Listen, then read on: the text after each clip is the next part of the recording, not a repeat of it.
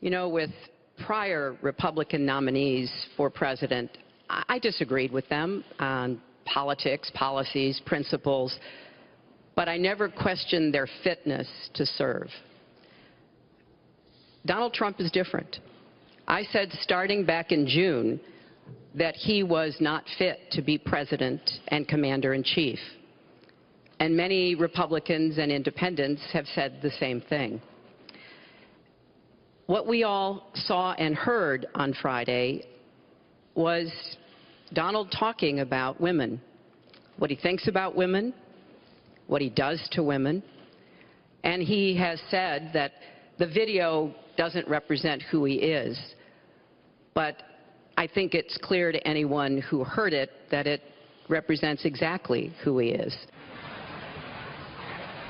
Katrina Pierson is the Trump campaign national spokesperson. Katrina, good to see you tonight. Great to be here. Thank you. So what of that? Because she's trying to expand it beyond the tape. She's saying, yes, the women is a big issue for him, but where was his apology for the Khan family? Where was his apology for the Judge Curiel and all the others you heard her list? Well, Megan, I'll remind everyone that Mr. Trump did give a statement early on saying that he had said some things that he regretted. But it was generic. There was no apology. It was very generic because there was a number of things that he has done in fighting, because he has been fighting. He's been fighting against both sides of the establishment. He's been fighting against the media.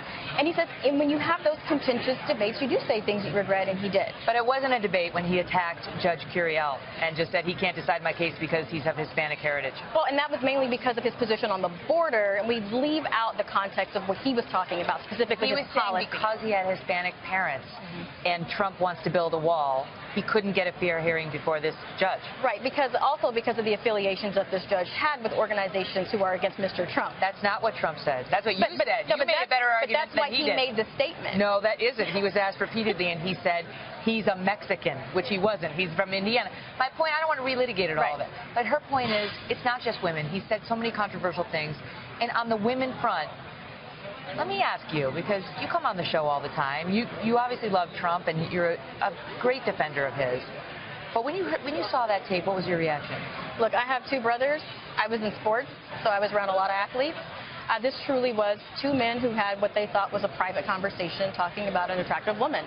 He calls it locker room banter. Do your brothers talk about grabbing women by the genital? I don't know what they talk about specifically, because when I walk into the room, they stop those discussions. You know your brothers. You believe that they talk about grabbing women by the genitals and laughing about it and doing whatever they want to them? But what I will say is I've also been around a lot of famous athletes and Hollywood celebrity types.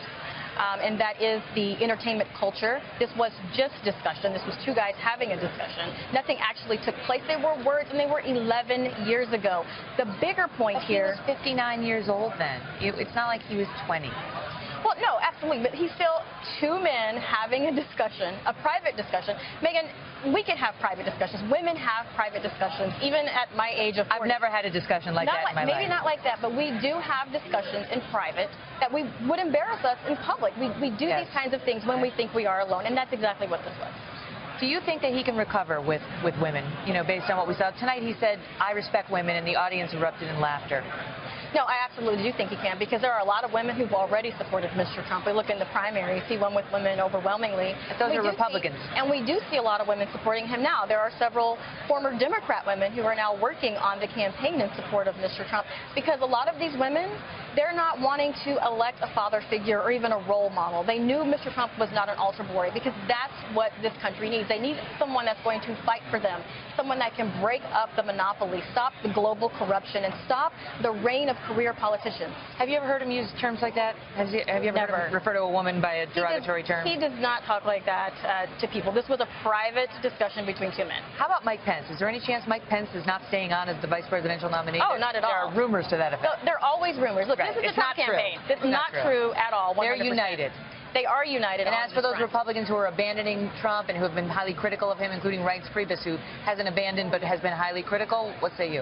Well, I say there are a lot of Republicans who are really just looking out for themselves. I think a lot of them felt like they wanted to have some say. Some of them are running their own races. But what I will say is this is the problem that we have had, and those Republicans really need to think about why the Republican primary voters supported Trump. Democrats rallied behind President Clinton as he was engaging in very explicit activities in the Oval Office.